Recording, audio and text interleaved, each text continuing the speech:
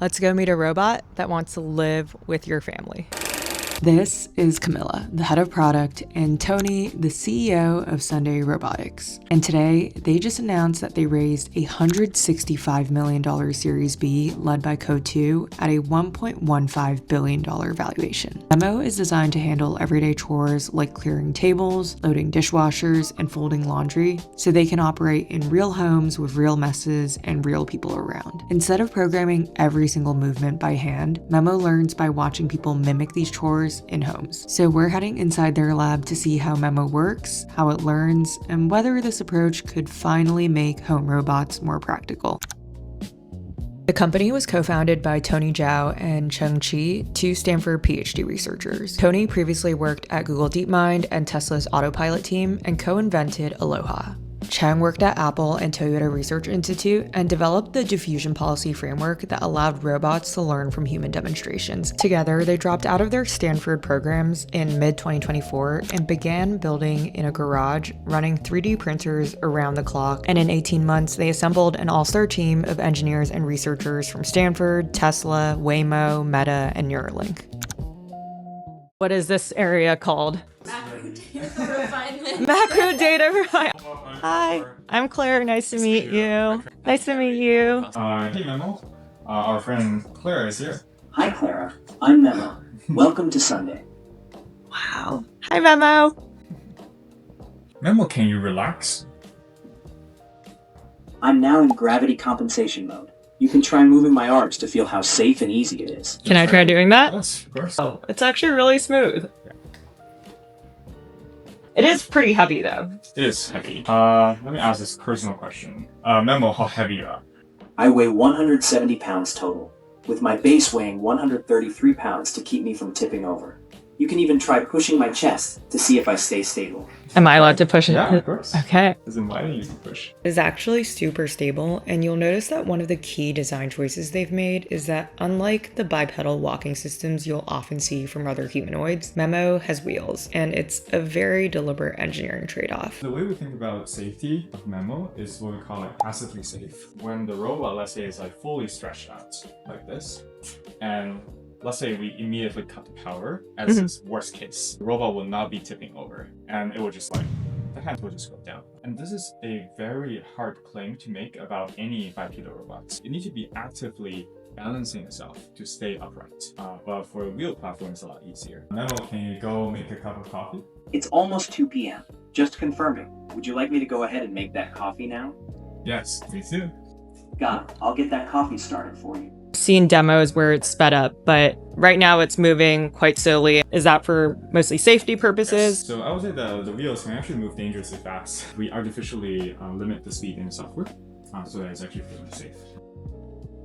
One of our assumptions is that because you'll be able to tell Memo when you want something done by, and it's not your own time you're investing into the task, speed shouldn't really matter to you because you can run 24/7, and we should prioritize quality and safety as the completion of the task.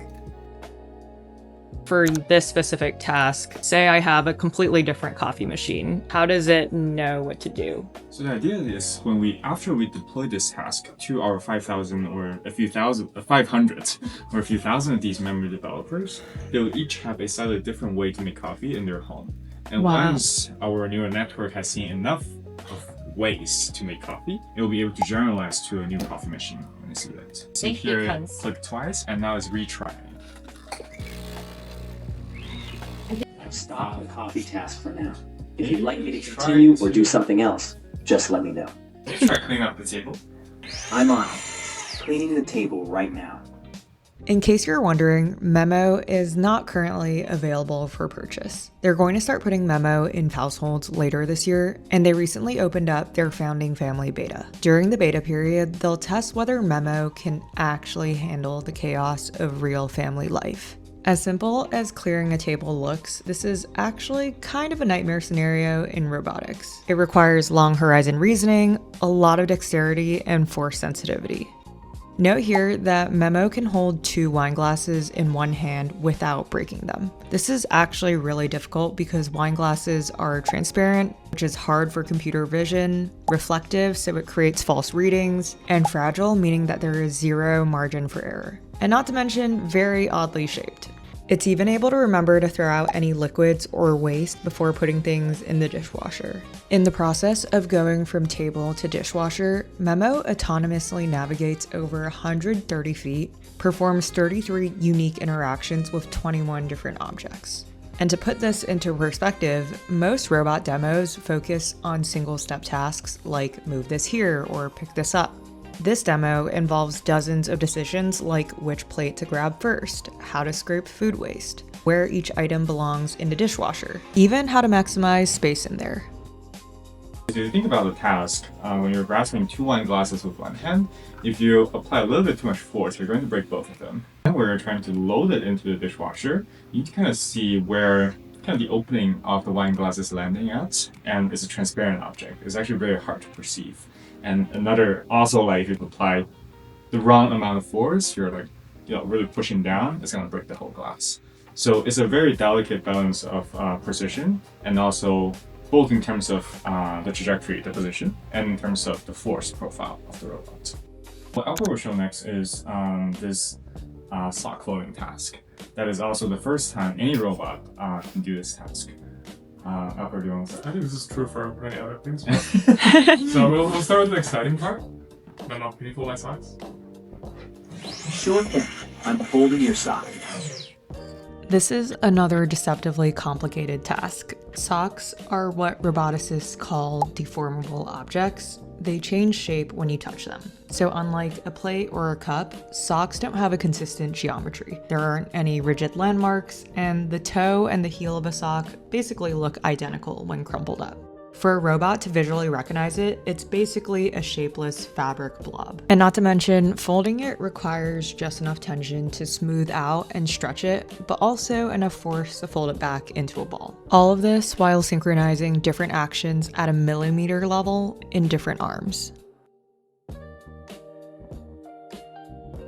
So what you saw, which is like just the folding part, I think about 50 hours of diverse sock folding. Okay.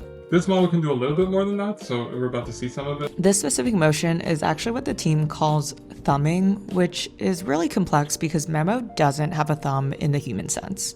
So it has to achieve thumb-like manipulation of the sock without an opposable thumb using just pincers and grippers. And that force control precision, which is how it knows exactly how hard to compress the fabric without damaging it, is the exact same capability that lets Memo handle unexpected changes. You can see here the exact moment that Memo is able to adapt after Tony pulls the sock away from it. If this were pre-scripted, the whole sequence would actually break. Instead, Memo is able to continuously perceive and replan every fraction of a second. So the difficult part is like just being able to learn all these edge cases that might pop up. I think people don't need to be scared of the form factor of the robot or what it can do, because while it can generalize knowledge to new environments, it doesn't like emerge random behaviors that are not in the data. There's multiple layers of software and hardware safety. So if you think about, I think on the hardware side, we talk about being passively safe. We talk about the robot is actually compliant. That's if you hit it, like the elbows will tuck in, right? So these are like very basic safety features. And then is the behavior of the robot. What will the robot do, right? Whether the actions are safe.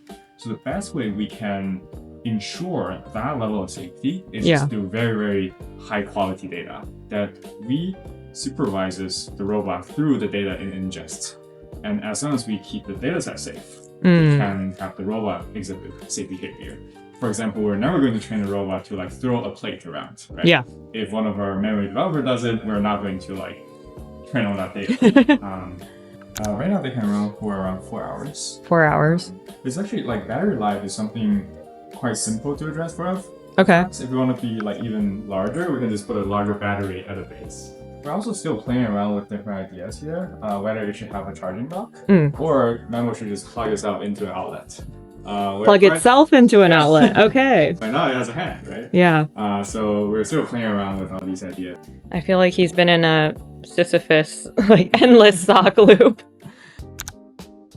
The worst thing I can imagine is that if you look at the robot and look at his eyes, you see like two cameras watching. And that's just a kind of a creepy feature that I'm super excited about. So what we do instead is we hide a lot of these sensors, including a camera and microphones, underneath the brim of the robot hat.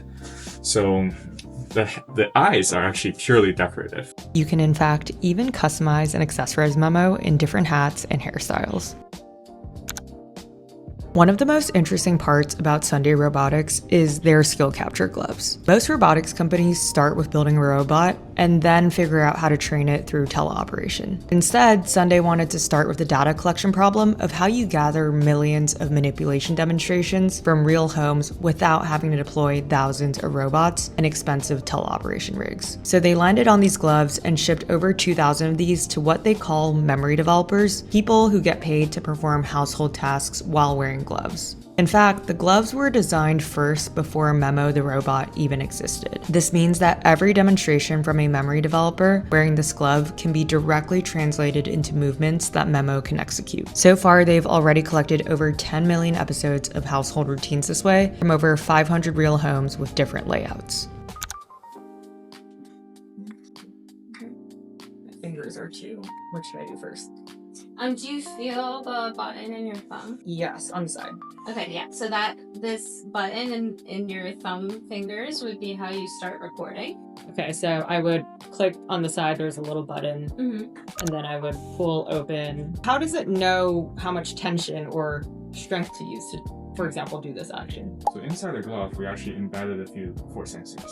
Okay. So we actually record how much force you apply. And then being a memory developer is kind of like being a dancer. You have to follow a very like smooth, fluid choreography. So like what you're doing would be very bad data. Like, you're starting and stopping and the robot won't learn when the beginning and end of the task is, for example. Okay, interesting. So in order for me to perfect the art of being a memory developer, do I have to try do multiple iterations of the same task over and over again? And I say, this is the start, I pull a drawer. Yeah. And then like in that case, you'd probably want to discard that recording because on first attempts, you like hit the handle before you grasped it. And like we want to deliver perfect, like technology driven experience. So mistakes that humans make, first of all, they sound different because it's like a hardware, it's not skin and flesh. Yeah. But also people will probably have a higher standard for robots than humans. Yes. For example, right now, we're currently teaching the robot how to fold t-shirts. So what I would go ahead and do is just go ahead and select the task, and then it'll break it down by every single person who's collecting data for us. Interesting. And then we can go ahead and take a look at all of their executions on the left. So every single one of these executions is one episode that they collected, and every episode they collected is one t-shirt that they folded. Wow. And so also on this, we have everything from all of their angles. So the glove specifically has two different cameras on the bottom and top, which we can see. So this is the left glove, the right glove, what they see, as well as the headset hub camera. This is where we made all the gloves and all the robots. Cool. Again, factory is the product. We really care about all the details here. Right. Wow. Like 4 components here. This, like 6 of the desks are for building gloves. And this part is where we sit. And this is where we build the robots. And right here we have a print farm that produces the parts for either for the robots or for the gloves. Building anything at scale, especially distributed in the real world, is really difficult because what we realize is that all the things that can go wrong will go wrong. People's hands are sweaty, like we have gloves melting in the box that we ship because we're shipping to Arizona or something. Sometimes we have 2 cameras on the glove and they're plugged in the opposite way, and now our data is poisonous. It's also hard to balance, like you want the data to have more sensors or more information so you release a new version quickly, but you didn't do enough reliability or UX testing, or the ergonomics of the glove change very slightly, but when someone's doing like hours of the same motion repetitively, like even tiny changes will impact the comfort of the glove a lot. So the most important sensor are these cameras. that you can see there's one camera on the top and one camera like underneath your hand. So these are for like basically robots' eyes. The idea here is that these days like human we use our hands through a lot of these tactile movements that we can feel things. But right now there doesn't exist a tactile sensor that is both cheap and reliable and high sensitivity. So it means that we kind of need to complement the sensorization of the hand because like without being able to put skin on the robot. Yeah. So this is what these cameras are for. And so we can see the object that the hand is manipulating like very closely. And that helps a lot in like making Memo learn faster as opposed to only having eyes at the top of your One of the top questions I get every time I cover robotics is, when can I finally have a robot that does my chores? It's exciting to see Sunday Robotics actually trying to turn that answer from someday into soon by building a robot designed to be an appliance that works in real homes and not just fancy demos or lab environments. A huge thank you to the Sunday team for having me and showing me the whole operation. I can't wait to see what's next.